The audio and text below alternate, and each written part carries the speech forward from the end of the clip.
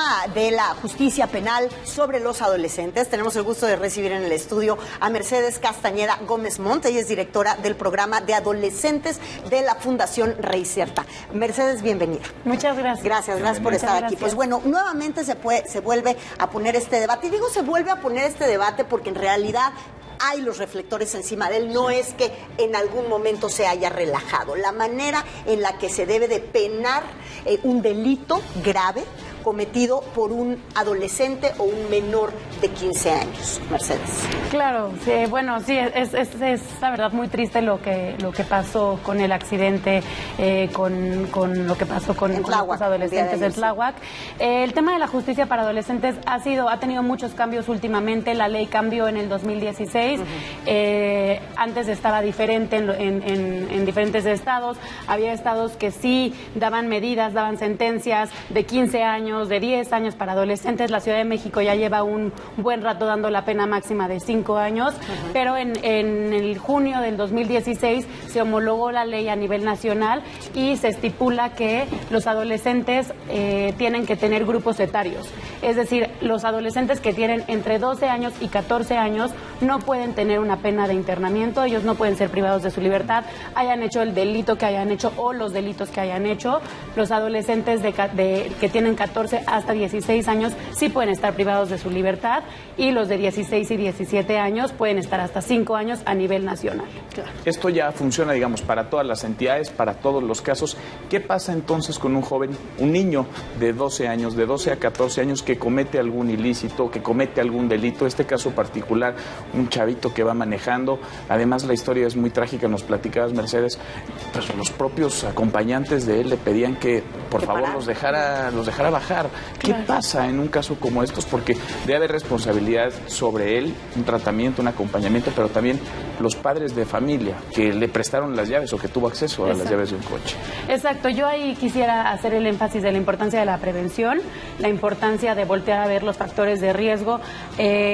Estamos viendo encuestas de consumo de sustancias en adolescentes de 12 años. La mayoría de los jóvenes, entre el 20 y el 90% de los adolescentes que sí entran en el tema de la justicia penal, entran con problemas de consumo de sustancia o con un sistema o con un consumo riesgoso. Entonces, sí quisiera rescatar la parte de la importancia de volver a ver la prevención, la psicoeducación a los padres. ¿Qué estaba haciendo un niño de 12 años con las llaves de un coche tomando alcohol, no, con 8 niños en el coche, manejando a excesos de velocidad? No, justamente es esto que pasa. ¿Dónde estamos nosotros desde antes? ¿Dónde están las escuelas? ¿Dónde están las familias? ¿Dónde están las comunidades en el tema preventivo? Ahora, pues sí, es una realidad que este niño no va a estar en un centro de internamiento, no va a tener una medida privativa de la libertad, pero sí es por estar en el grupo etario 1, como les platicaba, entre los 12 y los 14 años, sí va a tener una mirada desde un juez, va a estar referido a todavía no un centro, todavía no sabemos, con atención psicológica o con adicciones, quizás puede ser desde el DIF, puede ser desde el INJUVE, desde los UMECAS, las unidades de medidas cautelares. Esa parte aún sigue como un poco incierta de qué va a pasar con él, pero por lo menos un año sí va a tener el que tener supervisión de parte del juez. Eso es lo que dice la ley. ¿Qué pasa con la figura de los padres? ¿Hasta dónde penalmente pueden tener una responsabilidad o ninguna? Penalmente no tienen ninguna responsabilidad, más que se puede recomendar la parte de que vayan a terapia familiar o que vayan a cursos parentales, alguna cuestión así, pero penalmente no hay responsabilidad en el tema de los padres. Hemos platicado sobre la reinserción social en repetidas ocasiones para los adultos, pero en los adolescentes es particularmente importante porque los adolescentes con estas penas que nos platicas van a salir, van a regresar a la sociedad. ¿Cómo van a salir? ¿Cómo van a regresar? ¿Cómo estamos en materia de reinserción social para estos diferentes grupos, sean los más chavitos o sean ya adolescentes de 18 años que están cumpliendo alguna medida? ¿Cómo vamos en ese tema en nuestro país? Claro, es muy complicado porque esta ley, a comparación de la ley para adultos, que tardó 8 años para entrar en vigor, fue una ley que en 3 días entró en vigor, ¿no? Sin presupuesto, sin capacitaciones, y de repente le dicen a todo el país, oigan, en 3 días ya todo el mundo tiene que ejecutar esto. Fue una ley retroactiva, es decir, que todos los que ya estaban adentro les aplicó la ley. Entonces, chavos que decían, pues a mí me faltan 3 años, sales mañana sin una preparación. Entonces, pues se liberó, se bajó aproximadamente el 60% de la población de adolescentes. Entonces hace que la reinserción sea complicada porque la realidad es que no hay personal especializado para adolescentes. Se está viendo una línea delgada, como esta ley es una ley garantista que promueve los derechos del niño, que promueve los derechos del adolescente, se puede ver una pequeña línea entre, pues yo soy adolescente, entonces pues prácticamente soy invencible, ¿no?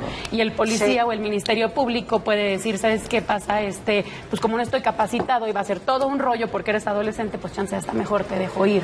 Entonces necesitamos invertir en la prevención, necesitamos dar recursos a los centros de prevención, a voltear a ver a los niños, no basta con lo que están dando en las escuelas, porque la mayoría de los jóvenes que están en conflicto con la ley dejan de estudiar. Entonces, ¿qué pasa con todos estos niños que están en las calles? Porque todos los vemos, pasamos por la calle y está lleno de banditas, están niños que no van a la escuela, que no trabajan ni siquiera. Entonces, esta falta de supervisión, esta falta de oportunidades en cualquier momento también hace que los jóvenes busquen sentido de pertenencia en las banditas, en la delincuencia. Fíjate, Mercedes, yo te escucho y de verdad veo esta situación como un barril sin fondo, porque recordábamos, Manuel y yo, hace un momento, este episodio ocurrido en mayo del 2015, cuando juegan al secuestro en Chihuahua, y entonces 4 jóvenes asesinan a un chiquito de 6 años. Y era otra la ley, que es justo lo que revisábamos tú y yo hace rato, era otra la ley, fue otra la pena, porque había 2 jóvenes que tenían ya 15 años,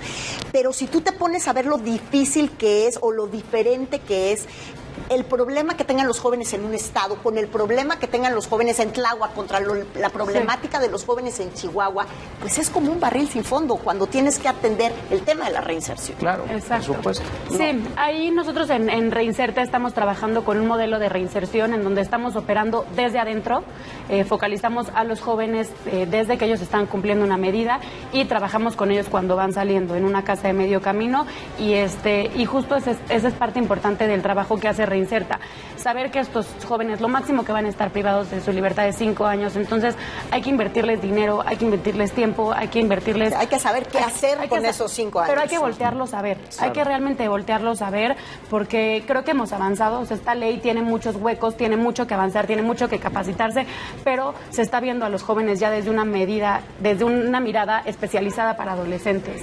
No digo que sea la ideal para nada, creo que hay mucho que hacer, pero por lo menos cambiamos de la forma de, métanlos a la cárcel, déjenlos ahí 20 años, porque no nos sirve de nada tenerlos encerrados. No nos visibilizarlos ahora. Visibilizarlos, exactamente. Mercedes, gracias por estar con nosotros. Gracias, Muchísimas Mercedes. gracias a Muchas usted. gracias.